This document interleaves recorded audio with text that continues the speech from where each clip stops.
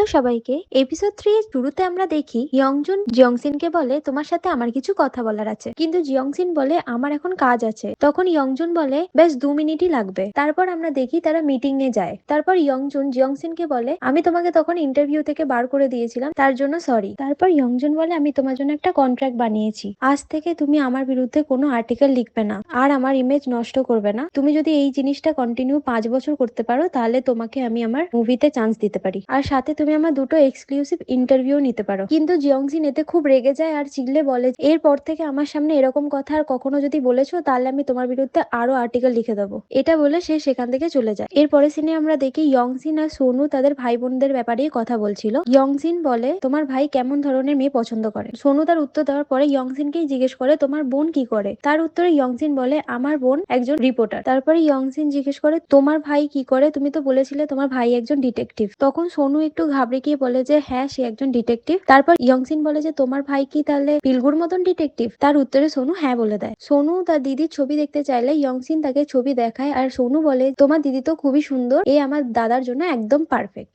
ইয়ংসিন সোনুকে বলে তুমি যে পড়াশোনা থেকে ব্রেক নিয়ে নিয়েছো সেটা কি তুমি তোমার ফ্যামিলিকে জানাবে না। তখন সোনু না বলে দেয়। এরপরে সিনে আমরা দেখি ওয়াং ইয়ংজনকে বলে তোমার ওই রিপোর্টারের সাথে পাঙ্গা নেওয়া একদমই উচিত হয়নি। তখন ইয়ংজন বলে এতে আমার কোনো দোষ নেই, আমি কিছু করিনি। তখন ওয়াং বলে তোমাকে আমার কিছু দেখানোর আছে, চলো বাড়িতে গিয়ে দেখাবো। এরপর ওয়াং একটা নতুন স্ক্রিপ্ট দেখায়, তাতে ইয়ংজুন রেগে যায় আর বলে সে তো একই জিনিসই হয়ে গেল, এখানেও আমাকে জাসুসি করতে হবে, সেই তো আমি পিলগুই হয়ে গেলাম, এইসব আমি করব না। আর কি কোনো স্ক্রিপ্ট আছে? ওয়াং তাকে ফোর্স করে এই সিনেমাটা করার জন্য, কিন্তু ইয়ংজুন তাতে রেগে যায় আর মানা করে দেয়। সে বলে যে তুমি কি আমার মাকে দেখোনি, মা আগে যেরকম মুভি করতো এখনো ঠিক সেমই করে যাচ্ছে, আমি এরকম হতে চাই না। তারপর ওয়াং তাকে বলে আমি অনেক জায়গাতেই গেছিলাম কিন্তু আমি এই স্ক্রিপ্ট গুলি পেয়েছি।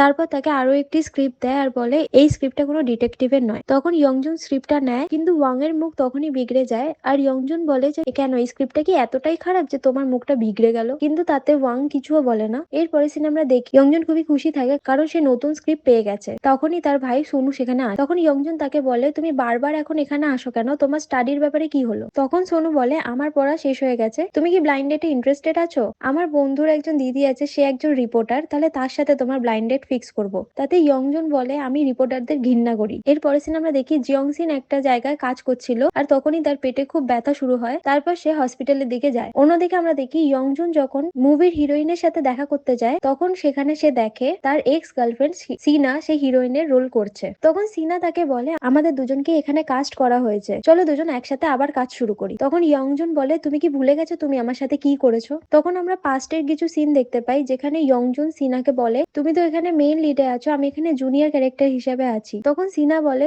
আমরা একসাথে কাজ করতে পারবো না, তোমাকে এটা ছেড়ে চলে যেতে হবে। তখন ইয়ংজুন বলে আমার এই কাজটা খুবই দরকার, কিন্তু তখন সিনা বলে যে তুমি ইন্ডাস্ট্রি ছেড়ে চলে যাও। এরপর প্রেজেন্টে আমরা দেখি সিনা তাকে বলে তুমি কি এখনো ছেড়ে চলে যেতে চাইছো? তার উত্তরে ইয়ংজুন বলে যে না, এখন আমি সেটা করব না, এই মুভিটি করার জন্য তোমার যা ফিস আছে তার থেকে আমি ডাবল ফিস নেব। এর পরের সিনে আমরা দেখি ইয়ংজুন ওয়াংকে বলে আমি ফরেনের মুভি করতে চাই, সেখানে তুমি ভিডিও পাঠানোর ব্যবস্থা করো। এরপর সে বাড়ি চলে আসে আর দেখে তার মা সেখানে এসেছে। তার মা তাকে বলে আমার একটা নতুন গাড়ি লাগবে। তখন ইয়ংজুন বলে তোমাকে তো কিছুদিন আগেই আমি একটা নতুন গাড়ি দিলাম। তার উত্তরে তার মা বলে আমি সেই গাড়িটা একজনকে ধার দিয়েছি। আর তখনই সে বলে আমি একটা নতুন প্রজেক্ট পেয়েছি। তখন ইয়ংজুন বলে এতেও কি আগের মতনই সিন আছে যা তুমি আগে করতে? তার মা সেটাই কিছু বলে না। তখন ইয়ংজুন খুব রেগে যায় আর বলে তুমি কেন এখনো এইসব করে যাচ্ছ, তুমি কেন এই ইন্ডাস্ট্রিটা ছেড়ে দিচ্ছ না? তারপর রাতে ইয়ংজুন ড্রিঙ্ক করতে করতে আগের কথা ভাবে, যখন সে তার মায়ের ছবিগুলো দেখতে পেয়েছিল আর জানতে পেরেছিল যে তার মা কোন ইন্ডাস্ট্রিতে কাজ করে। তার মা তার সাথে যেখানেই যেত তাকে সবাই অন্য নজরেই দেখ, আর তার সাথেই ভাবে তার মা তাকে বলেছিল আমি যদি তোমায় জন্ম না দিতাম তাহলে আমি অনেক কিছু করে ফেলতাম। এই ভেবে সে স্লিপিং পিলস দেখে আর অনেকগুলো স্লিপিং পিলস খেয়ে ফেলে। অন্যদিকে আমরা দেখি জিয়ংসিন হসপিটালে বসে কাজ করছিল, তখনই হো ইয়াং তাকে ফোন করে আর বলে তোমাকে যে আর্টিকেলটা লিখতে বলেছিলাম সেটা কি হয়েছে? তখন জিয়ংসিন বলে আমি এখন হসপিটালেই আছি আর আমি সেই প্রজেক্টের উপরেই কাজ করছি, আমার খুব পেট ব্যথা করছিল বলে আমি হসপিটালে এসেছিলাম। তারপরেই আমরা দেখি জিয়ংসিন সেখানে অজ্ঞান হয়ে পড়ে। অন্যদিকে আমরা দেখি ওয়াং চিল্লাতে চিল্লাতে বাড়িতে আসে এবং দেখে জিয়ংসিন নিচে পড়ে আছে। এর পরের সিনে আমরা দেখি জিয়ংসিন হসপিটালের বেডে শুয়ে আছে আর তার ভাই তার সামনে বসে আছে। জিয়ংসিন জিজ্ঞেস করে আমার কি হয়েছে? তখন ইয়ংসিন তাকে বলে যে তোমার অ্যাপেন্ডিক্স ফেটে গেছিল, তুমি কেন রেস্ট করো না, তুমি জানো আমার কত চিন্তা হচ্ছিল, আর সেই বলে কাঁদতে থাকে। তখন জিয়ংসিন বলে তুই কাঁদছিস কেন, আমি তো এখনো মরে যাইনি। অন্যদিকে আমরা দেখি অফিসে একজন এমপ্লয়ি হো ইয়াংকে বলে যে খবর পাওয়া গেছে ইয়ংজুন সুইসাইড করার চেষ্টা করেছে, সে ওই হসপিটালেই আছে। আছে। তখন হোয়াং বলে তাহলে আমাদের নিউজটা কভার করার জন্য যেতে হবে। তার উত্তরে একজন এমপ্লয়ি বলে জিয়ংসিন সেই হসপিটালেই অ্যাডমিট আছে। অন্যদিকে আমরা দেখি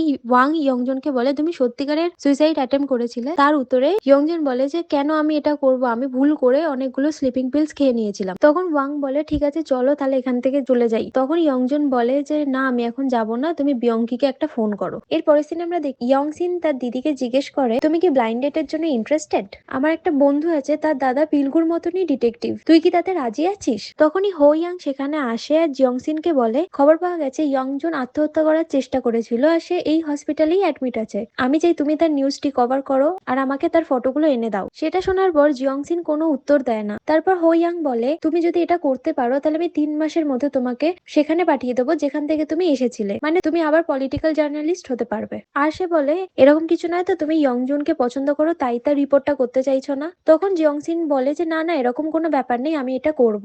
এরপর জিয়ংসিন রিসেপশনে পৌঁছে যায় আর সেখানে নার্সদেরকে বলে যে আমি শুনলাম ইয়ংজুন এই হসপিটালেই ভর্তি আছে, আমি ইয়ংজুনের খুব বড় ফ্যান, আমি তার সাথে দেখা করতে চাই, আমাকে কি বলতে পারবে সে কোথায় ভর্তি আছে? কিন্তু নার্সরা তাকে কিছুই বলতে চায়নি। তখন জিয়ংসিন তাদেরকে ঘুষ হিসাবে একটা ড্রিঙ্ক দেয় আর তাদেরকে বলে ও কোন ফ্লোরে আছে সেটা আমাকে একটুখানি বলে দাও। তারপর তারা বলে দেয় ইয়ংজুন কোন ফ্লোরে ভর্তি আছে।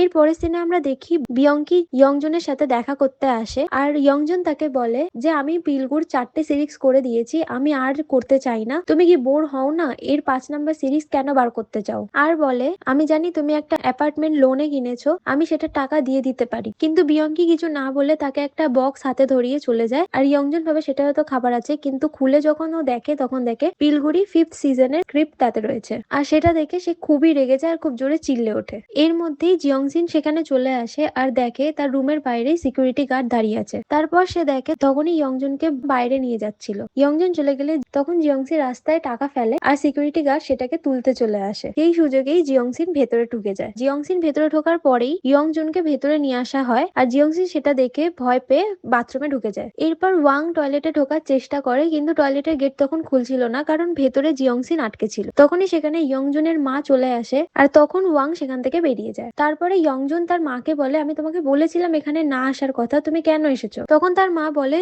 সোনু এখানে আসবে বলেছিল কিন্তু আমি তাকে মানা করে দিয়েছি তাই আমি আসলাম। সেই সময় সেখানে একটি মেয়ে আসে, তাকে দেখে ইয়ংজন বলে তুমি কে? তারপর সে যখন তার মাস্কটাকে সরায় তখনই ইয়ংজন বুঝতে পারে যে সেটা আর কেউ না সিনা। সিনা সেখানে এসে ইয়ংজনকে তাদের পাস্টের কথা বলে আর তাকে একটা টেপ দেয় আর বলে এতে সেই গানটাই আছে যেটা আমরা দুজন আগে শুনতাম, আমি এটা শুনে আমার পুরনো স্মৃতি তাজা হয়ে গেছে। আর এই সবকিছু জিয়ংসিন বাথরুম থেকে দেখছিল। ইয়ংজুন তখন বলে তুমি এইসব করে কি করতে চাইছো, আমার কি আদৌ পেমেন্টটা ডবল করা হয়েছে? তখন সিনা বলে হ্যাঁ আমি এটা নিয়ে কথা বলেছিলাম আর তারা মেনেও গেছে। আর ইয়ংজুনকে দেখে সিনা বলে তোমার মনে কি এখনো আমার জন্য কোনো ফিলিংস আছে? এই কথা বলে তারপর সে সেখান থেকে চলে যায়। তারপর ইয়ংজুন রেগে গিয়ে সোনুকে ফোন করে বলে আমি ব্লাইন্ড ডেটের জন্য রেডি আছি, তুমি তাড়াতাড়ি ব্যবস্থা করো। তারপরে সোনু ইয়ংসিনকে মেসেজ করে দেয় যে আমার ভাই ডেটের জন্য রাজি হয়ে গেছে। অন্যদিকে আমরা দেখি জিয়ংসিন বাথরুমের মধ্যে পেদে দেয়। তারপরে ইয়ংজুন খুঁজতে শুরু করে যে এটা কে করলো। তারপরে আবার সেই পাদের আওয়াজটা শুনতে পায় আর সেটা শুনেই সে বুঝে যায় যে বাথরুমে কেউ আছে। তখনই ইয়ংজুন বাথরুমের গেট ধরে টানাটানি শুরু করে আর হঠাৎই গেটটা খুলে যায়। ইয়ংজুন আর জিয়ংসিন হুমড়ি খেয়ে একে অপরের উপর পড়ে যায় আর তারা দুজন একে অপরকে দেখতে থাকে। তারপর সেখানে ওয়াং চলে আসে। এরপর আমরা দেখি ইয়ংজুন ওয়াংকে বলে তুমি এর উপর কেস করো এক্ষুনি। তখন ওয়াং বলে যে না এটা আমরা করতে পারি না আর সে জিয়ংসিনকে বলে যে তোমার এটা করা একদমই উচিত হয়নি। তারপর জিয়ংসিন ইয়ংজুনকে জিজ্ঞেস করে তুমি কি সত্যিই সুইসাইড করার চেষ্টা করেছিলে? তার উত্তরে ইয়ংজুন না বলায় জিয়ংসিন বলে তোমার এটা মিডিয়াতে জানানো উচিত কারণ সবাই পাগল হয়ে যাচ্ছে এটা জানার জন্য। তারপর ইয়ংজুন রাজি হয় আর জিয়ংসিন তার ভালো একটা ফটো নিয়ে আর্টিকেল লিখে পোস্ট করে দেয়। এর পরের সিনে আমরা দেখি রাতে বেলা জিয়ংসিনের ঘুম না আসায় সে বাইরে বেরিয়ে বসেছিল। বাইরে বেরিয়ে সে নিজের মনের মতন গান গাইতে শুরু করে আর পেছনেই সেখানে ইয়ংজুন বসেছিল আর সে গানটি শুনছিল। তারপর জিয়ংসিন ইয়ংজুনকে দেখতে পেলে ঘাবড়ে গিয়ে চুপ করে যায়। তারপর তারা দুজন গল্প করতে থাকে। ইয়ংজুন বলে তোমার তো এখানে সব কাজই হয়ে গেছে, তাহলে তুমি এখনো পেশেন্ট সেজে কেন রয়েছো? জিয়ংসিন তার কথার উত্তর দিতে চাইছিল কিন্তু তখনই সে সেখানে শুয়ে পড়ে কারণ তার পেটে খুবই যন্ত্রণা হচ্ছিল।